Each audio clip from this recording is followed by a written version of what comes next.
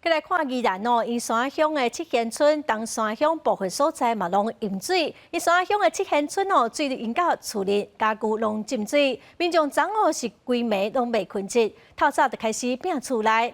伊嘛质疑讲，河川署无伫第一时间关水门，才会淹水。也毋过河川署是强调讲，即马水门拢自动化咯，有境界得自动关起来。民众厝内家具拢浸伫水底，损失严重。即个凯比风台来，依然是透风落雨。宜山七贤村甲东山乡部分所在，拢传出淹水的灾情。上严重的有淹到1公尺悬，有民众烦恼到规暝拢未困哩，敢来当秘伫厝顶。透早趁风雨较细，水较消退，都赶紧拼厝内。变高，但是没有用啊，因为来的速度太快了。我们连晚餐都来不及吃啊。尤其宜山七贤村已经毋是头一届淹水，便来落大水雨，当地就会规个浸伫水底。民众讲，自是下晡5点就开始淹水。无到1点钟的时间，就淹到50公分悬，未少徛家熊熊去有大水包围，那像是因为溪州水闸门无及时关起来造成的。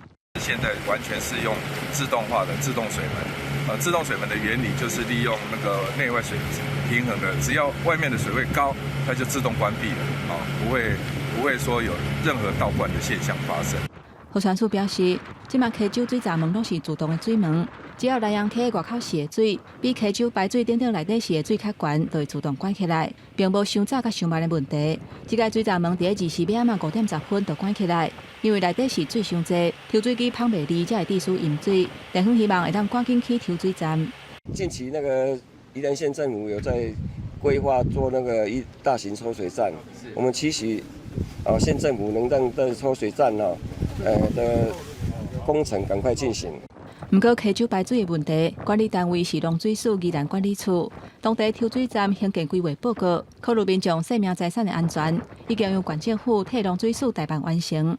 县政府水利资源处表示，后续会交予农水署争取经费来起，还佫有做后续的管理。记者综合报道。